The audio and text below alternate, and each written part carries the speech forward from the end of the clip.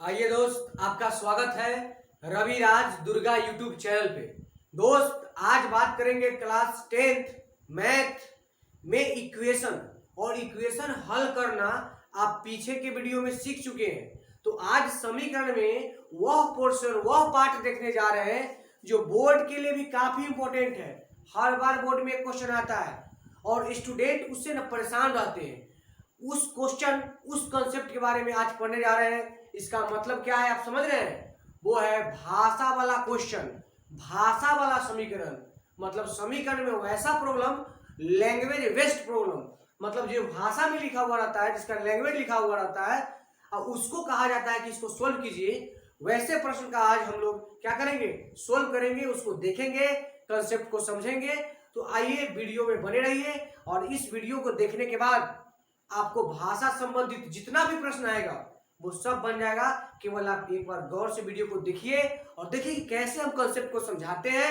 हम ये गारंटी लेते हैं कि आपको ये समझ आएगा, बशर्ते कि आप चीजों को आराम से समझेंगे, देखेंगे। ठीक है, तो आइए चलते हैं। आप देख रहे हैं कि क्लास 10th में एक्सरसाइज 3.1 से आपका भाषा वाला क्वेश्चन मतलब समीकरण स्टार्ट है। उसमें 2-4 क्वेश्चन समीकरण के देता है और 2-4 क्वेश्चन भाषा वाला। तो हम लोग समीकरण का पोर्शन देख चुके हैं। आज हम लोग केवल बात करेंगे जो भाषा वाला क्वेश्चन है, लैंग्वेज वेस्ट, उसको कैसे सोल्व करें। तो चलिए देखते हैं। 3.1 के पहला क्वेश्चन से स्टार्ट करते हैं, भाषा वाला से। 3.1 एनसीईआरटी बता रहे हैं, ठीक है, आप गौर करेंगे। क्वेश्चन नंबर 2 से स्टार्ट करते हैं। देखिए तो क्वेश्चन नंबर 2 में क्या कहता है। कहता है, आप स्क्रीन पर क्वेश्चन मिल जाएगा, आप देख लेंगे, ठीक।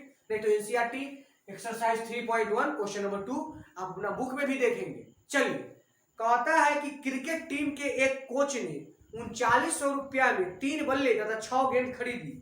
बाद में उसने एक और बल्ला तथा उसी प्रकार के 2 गेंद 1300 रुपया में खरीदी। इस स्थिति को बीजगणितीय तथा ज्यामितीय रूप में व्यक्त कीजिए। आप चीजों को समझेंगे, बस यही भाषा वाला हुआ।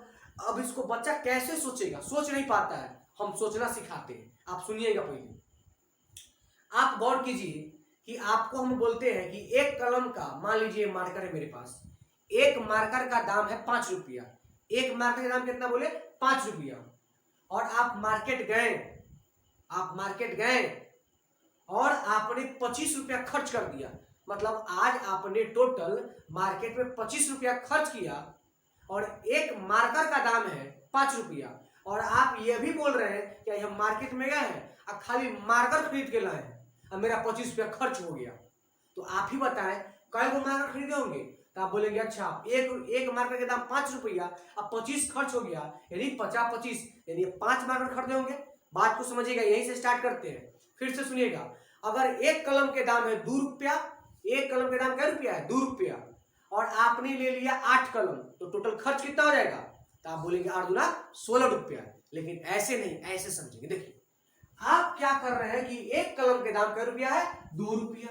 तो एक कलम के दाम 2 रुपया, कई कलम खरीदे, यानी एक कलम के मूल्य में कई कलम खरीदे, तो आप बोल दीजिए कि हम 8 को खरीदे। तो यह ना 8 से मल्टीप्लाई करते हैं तो क्या रुपया खर्चा हो गया? 16 रुपया। इसका मतलब है जब टोटल खर्च हो रहा है वो ए के दाम और उसे कई वो खरीदे उतना गुना कर देते हैं, वो आ जाता है टोटल।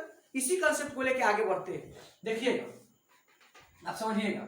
जो पहला क्वेश्चन था भाषा वाला, वो कहता है कि क्रिकेट टीम के कोच, क्रिकेट में वो कोच होता है, ठीक है, उन्होंने क्या किया कि 3900 रुपया खर्च कर दिया। कितना रुपया? 3900 रुपया। आप समझेंगे, आप तरीका करके मान लीजिए कि आप ही कोच हैं, आप 3900 रुपया खर्च कर दिए। कैसे खर्च किए? तो सुनिए, कहता है 3 बल्ले तथा 6 गेंद खरीदी। अरे भाई, 3 वो बल्ला खरीदा और 6 वो क्या खरीदा? गेंद खरीदा। आप ही बताइए, 3 बल्ला खरीद लिया और 6 वो गेंद खरीदा और खर्च कितना कर दिया? 3900। तो क्या इसे समीकरण बन पाएगा? नहीं ना। आपको ये जानना हो कि अरे 3 बल्ला खरीदा, तो ये बताओ कि एक बल्ला का मूल्य कितना है। क्या एक बल्ला का मूल्य कितना है? अर्थात आपको यह जानना जरूरी है कि एक बल्ला का मूल्य कितना है। आप ही बताइए, एक बल्ला का मूल्य दिया है? नहीं ना दिया है। इसी को माना जाता है। इसी को क्या किया जाता है? माना जाता है। तो मान लेंगे और इसको लिखेंगे कि माना कि एक बल्ले का मूल्य, मान लीजिए एक बल्ले का मूल्य क्या रुपया? x रुपया। ठीक है। दूसरा, माना कि एक गेंद का मूल्य y रुपया। आप क्वेश्चन को पढ़ने के बाद आपको खुद समझ आ जाएगा किसको मानना है, मतलब जो निकालना होता है ना अक्सर उसी को माना जाता है। समझेंगे चीजों को। अब देखिए बोलता है क्रिकेट का कोच क्या किया है, 3 बल्ला खरीदा है। क्या बल्ला खरीदा है, 3 बल्ला। आप ही बोलिए एक बल्ला के दाम कै रुपया, 100 रुपया। एक बल्ला की कीमत कै रुपया, 100 रुपया। कोच का बल्ला खरीदा, 3 गो, तो एक कलम के दाम 2 रुपया, तो 3 कलम के दाम 3 गुणे 2 6।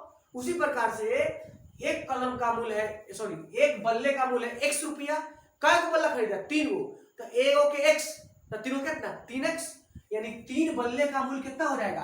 तो आप बोलेंगे अच्छा 3 बल्ला का मूल्य, तो एक बल्ला का मूल्य 100 रुपया, तो 3 गुणे x मतलब 3 बल्ला का मूल्य। समझे, तो 3x, तो 3x का मतलब हुआ कि x मतलब एक गो बल्ला का मूल्य 100 रुपया, ऐसे ऐसे कै गो किना 3 गो, इसलिए 3 गो बल्ला, तो 3 बल्ला के दाम हो गया 3x। 3 बल्ला के दाम 3x। फिर बोलिए क्या कहता है, कहता था 6 गेंद खरीदा। कै गो गेंद खरीदा, 6 गो। आप बोलिए एक गो गेंद के दाम को आपने क्या माना है, y रुपया, मतलब एक गेंद को खरीदने में y रुपया लगता है। कै गो गेंद खरीदा, 6 गो, तो एक के दाम y, तो 6 के दाम 6 गुने y, मतलब 6 गुने y मतलब 6y हो गया। बल्ला खरीदने में 3x रुपया, गेंद खरीदने में 6y रुपया। बल्ला खरीदने में 3x रुपया, गेंद खरीदने में 6y रुपया। आप पूछते कहते टोटल कितना खर्च हो गया, टोटल कहता है कोच से 3900 रुपया, मतलब टोटल करेंगे किसके बराबर आएगा, 3900 रुपया के बराबर। ये समीकरण 1 अकॉर्डिंग टू क्वेश्चन, प्रश्नानुसार लिख देंगे, प्रश्नानुसार अकॉर्डिंग टू क्वेश्चन। बात को समझ रहे हैं क्या, बात को समझ रहे हैं। तो ये हो गया समीकरण 1। अब देखिए फिर पढ़िएगा, आगे पढ़िए क्या कहता है, बाद में उसने एक और बल्ला, अच्छा बाद में उसने एक और बल्ला खरीदा। क्या बल्ला खरीदा, एगो, मात्र एगो, तो एगो के दाम क्या रुपया, 100 रुपया, तो एक बल्ला के दाम हो गया 100 रुपया हो गया। तथा उसी प्रकार के वही रेट के 2 गेंद और खरीदा। एगो बल्ला और 2 गेंद, तो एगो बल्ला के दाम 100 रुपया, एगो गेंद के दाम y रुपया, और 2 गेंद खरीदा है तो 2y रुपया। ए में टोटल कितना खर्च हो गया, देखिए ना कितना खर्च हो गया, 1300 रुपया, 1300 रुपया। ये अर्थात समीकरण 2 आ गया। बस समीकरण आ गया और आप समझदार है कि जब हम समीकरण ला दिए हैं तो इसको आप हल करेंगे। जो x के मान आएगा वो एगो बल्ला का मूल्य आ जाएगा, और जो y के दाम आएगा वो एक गेंद के दाम आ जाएगा। समीकरण हल करने आता है, इनमें 3 से मल्टीप्लाई करेंगे, कर लेंगे। इसमें था केवल क्या बताना, कि आपको बताना था इसका बीजीय गणितीय और ग्राफीय एक समीकरण में लाके छोड़ देते हैं। आप इसके आगे खुद सोल्व करेंगे, ना भी करेंगे तो भी चलेगा, मेन है सीखना। तो आइए क्वेश्चन नंबर 2 कंप्लीट 3 देखेंगे। चलिए तो आइए फिर से क्वेश्चन नंबर 3, क्वेश्चन नंबर 3 को फिर समझाते हैं, आपको समझ आएगा, केवल ध्यान से वीडियो को देखेंगे। क्वेश्चन नंबर 3 एक्सरसाइज 3.1 के कहता है कि 2 केजी सेब और 1 केजी अंगूर का मूल्य किसी दिन 160 रुपया था। 2 केजी सेब और 1 केजी अंगूर का मूल्य किसी दिन 160 रुपया था। फिर कहता है 1 महीने बाद, अरे भाई 1 महीना बोले चाहे 4 महीना बोले उससे मतलब नहीं है, 1 महीने बाद 4 केजी सेब और 2 केजी अंगूर का मूल्य 300 रुपया हो जाता है। इस स्थिति को बीजगणितीय तथा ज्यामितीय रूप में व्यक्त कीजिए। बीजगणितीय जो समीकरण निकाल कर देते हैं वो, और ज्यामितीय मतलब जगह ग्राफ खींचते हैं वो। ठीक है, तो आइए अब पढ़ते हैं, फिर से स्टार्ट करते हैं और आपको समझाते हैं, आप बने रहेंगे। देखिए कहता है 2 केजी सेब और 1 केजी अंगूर का मूल्य है किसी दिन 160 रुपया। अरे भाई 2 किलो सेब 1 किलो अंगूर, तो ये भी फिर यहाँ बात फंस रहा है कि 1 किलो सेब का मूल्य 1 किलो अंगूर का मूल्य बताओ ना, उसके बाद हम खुद समझ लेंगे। क्या आपको 2 केजी सेब खरीदना है, 1 किलो अंगूर खरीदना है और रुपया 160, तो सबसे ज्यादा इंपॉर्टेंट यहाँ क्या रख रहा है कि 1 केजी सेब का दाम बताओ, 1 केजी अंगूर का दाम बताओ, तो वो नहीं दिया है, और जो नहीं देगा उसी को x y मानिएगा। तो मान लेते हैं, तो लिखेंगे कि माना कि, क्या लिखेंगे, माना कि 1 केजी सेब का मूल्य इक्वल टू x रुपया। दूसरा मान लेते हैं, माना कि 1 kg, यहाँ 1 लिखे ऐसे, 1 kg अंगूर का मूल्य y रुपया, हम ऐसा मान लिए, ठीक है। अब देखिए क्या होता है, कहता है 2 किलो सेब, तो 1 किलो सेब के दाम x रुपया, 2 किलो सेब के दाम 2x रुपया, नहीं समझे, 1 किलो सेब के दाम 10 रुपया, तो 2 किलो के दाम कितना, 10 गुने 2 20। उसी प्रकार से 1 किलो सेब के दाम x रुपया, तो 2 केजी सेब का दाम 2x रुपया। बोले कोई डाउट? अकॉर्डिंग टू क्वेश्चन, प्रश्नानुसार आप इसको लिखते रहेंगे प्रश्नानुसार बार बार। अगर हम भूल भी जाते हैं तो आपको नहीं भूलना है, क्योंकि आपको बोर्ड में लिखना है, हमको तो केवल आपको समझाना है, ठीक है। कहता है कि 2 केजी सेब तो 2x और 1 केजी अंगूर, तो 1 केजी अंगूर के दाम मात्र y। अगर ये दोनों ने खर्च किया है तो कितना के बराबर है, 160 रुपया के बराबर। ये समीकरण 1 हो गया कंप्लीट। फिर कहता है कि 1 महीने बाद, अरे जय महीना है, दाम दाम है ना, 1 महीने बाद 4 केजी सेब और 2 केजी अंगूर, 4 केजी सेब, 1 केजी सेब का दाम x रुपया, 4 केजी तो 4x रुपया, ठीक है। फिर कहता है 2 केजी अंगूर, 1 केजी अंगूर का मूल्य y रुपया, 2 केजी का 2y। बोले कोई दिक्कत? इतना किया तो कितना खर्च हो गया उसका, 300 रुपया। कितना खर्च हो गया, 300। बोलिए समीकरण 1 और समीकरण 2 आया कि नहीं? अच्छा, इसी समीकरण आता है, आप धड़ाक से सोल्व करना जानते हैं, सोल्व कीजिए। जो x का मान आएगा वो क्या आएगा, 1 किलो सेब का मूल्य, और जो y के मान आएगा वो क्या आएगा, 1 किलो अंगूर का मूल्य। यहाँ कंप्लीट हुआ। क्वेश्चन देखिए, समझे, भाषा वाला इससे भी आसान करके बताएंगे। अब देखिए नेक्स्ट एक्सरसाइज में चलते हैं, एक्सरसाइज 3.2। चलिए, आज का सेशन क्या है जान रहे हैं ना, केवल लैंग्वेज वाला, ठीक है। तो स्टार्ट करते हैं, सॉरी 3.2। और 3.2 में लैंग्वेज वाला केवल एक क्वेश्चन है, आप बुक खोल के देखेंगे एनसीईआरटी को। तो लैंग्वेज वाला क्वेश्चन नंबर कितना है, 5। क्वेश्चन नंबर 5 ही है जो लैंग्वेज वाला है। तो इसी को हम डील करते हैं, फिर आगे बढ़ जाएंगे, क्योंकि ऐसे प्रॉब्लम आप खुद से कर सकते हैं, मेरे पीछे के वीडियो में मिल जाएगा आपको, ठीक है। तो देखिए, तो 5 नंबर क्वेश्चन में क्या कहता है, एक आयताकार बाग जिसकी लंबाई चौड़ाई से 4 मीटर अधिक है का अर्ध परिमाप सेमी पेरीमीटर 36 मीटर। तो बाग की विमाएं ज्ञात कीजिए। विमाएं मतलब लंबाई चौड़ाई, आप समझेंगे इसको आराम से, एकदम एक एक लाइन को समझेंगे, हम समझा रहे हैं। सबसे पहले कि एक आयताकार बाग है, बाग मतलब हुआ फूल वाला जो घूमते घूमते हैं, वो बाग कैसा है, आयताकार है। तो पहले आप आयताकार को दिमाग में सेट कीजिए। आयताकार मतलब आयत की तरह, और आयताकार से आप वंचित नहीं है, आयताकार को आप बहुत पहले से जानते हैं। आयताकार में क्या होता है, लंबाई लंबाई के बराबर और चौड़ाई चौड़ाई के बराबर। मतलब जितना ई होगा ना भाई साहब, उतना ही होगा, जितना ई उतना ही। आयताकार का मतलब यह ना होता है, आयताकार बाग के मतलब क्या हुआ कि लंबाई लंबाई के बराबर, चौड़ाई चौड़ाई के बराबर। बोले कोई दिक्कत नहीं ना? चलिए, तो आयताकार बाग, अब देखिए तो आराम से समझेंगे। आयताकार कोई बाग है, बाग है, लिख दिए, बागवानी है। कहता है जिसकी लंबाई, लंबाई है ना भाई साहब, ये लंबाई, कहता है जिसकी लंबाई चौड़ाई से 4 मीटर अधिक है। अच्छा, जितना चौड़ाई है भाई साहब, जितना चौड़ाई है उससे 4 मीटर अधिक लंबाई, यानी यहाँ किसको मानना पड़ेगा, आप बताइए किसको मानना पड़ेगा, चौड़ाई को। क्योंकि बोल रहा है खुल के कि जितना चौड़ाई है ना, ओकरा से 4 ज्यादा कथी है, लंबाई। इसका मतलब यदि चौड़ाई अगर कोई हमको कह दे तो लंबाई बता देंगे, क्योंकि बोल रहा है कि लंबाई चौड़ाई से 4 ज्यादा है, यानी चौड़ाई बहुत इंपॉर्टेंट रख दिया इस क्वेश्चन में। तो चौड़ाई को अगर कोई हमको छुपे कह दे कान में कि 10 है, तो लंबाई तुरंत बोल देंगे 10 4 14। लेकिन यहाँ तो कोई बोलने वाला है नहीं, केवल किताब है और हम है। तो यहाँ जब नहीं बोल रहा है तो हमको एक वेरिएबल अपना मन से मानना पड़ेगा, और मान लेंगे कि आयताकार बाग का जो है ना भाई साहब, चौड़ाई वो x मीटर है, ऐसा हमने माना, मान लिया, माना कि आयताकार बाग की, माना कि आयताकार, आप लिखेंगे समझ जाएंगे, आयताकार बाग की चौड़ाई,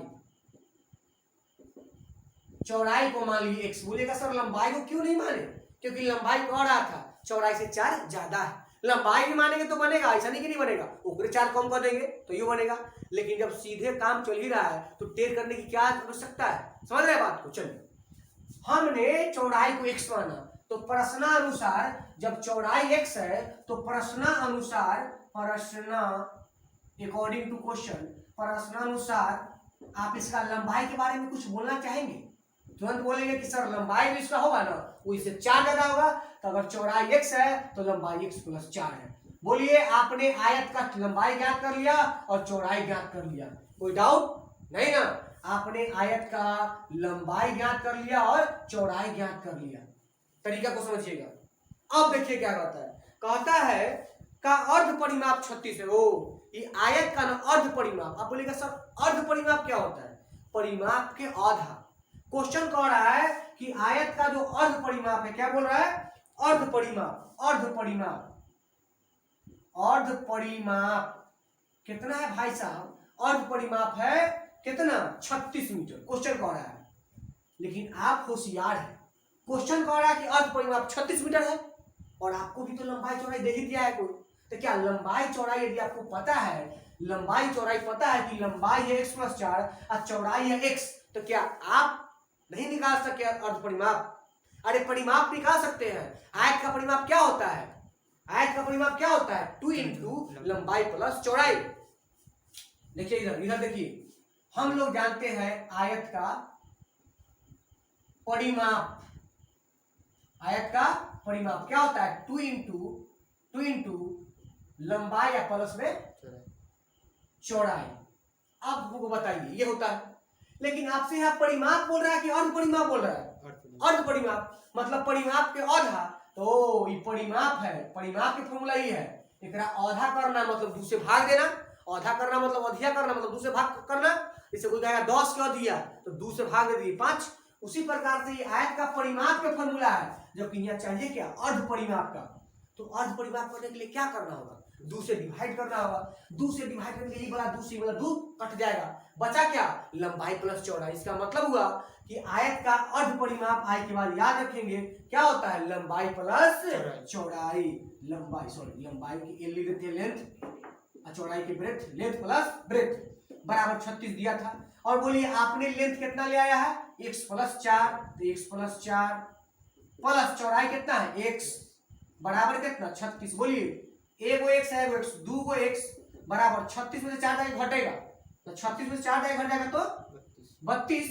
ये 2 से कर जाएगा 16, मतलब x की वैल्यू कितना आ गया? 16। x के मान आ गया 16। वो आपसे क्या पूछा था? वो पूछा था आयताकार बाग की विमाएं, मतलब वो बाग है ना बागवानी, वो लंबाई चौड़ाई। तो बोलिए x कितना आया? 16। और x आप किसको माने थे? चौड़ाई की। तो चौड़ाई कितना आ गया? डायरेक्ट बोलिए चौड़ाई कितना आ गया? चौड़ाई को आपने x माना था और x के मान आ गया 16, मतलब चौड़ाई आ गया 16 मीटर। आंसर लंबाई पूछेगा तो आप बोलेंगे सर लंबाई को कितना माने थे आप? आप तो बोले थे कि x प्लस 4, तो 16 प्लस 4 कितना? 20 मीटर। आंसर यही तो बोला था। कंप्लीट हुआ। तो चलिए इस एक्सरसाइज में केवल एक ही लैंग्वेज वाला। अब आगे आपको एक से एक क्वेश्चन मिलेगा, एज, उम्र, संख्या जितना रिलेटेड है सबको इसी प्रकार से समझाएंगे। तो आइए नेक्स्ट एक्सरसाइज में मिलते हैं 3.3।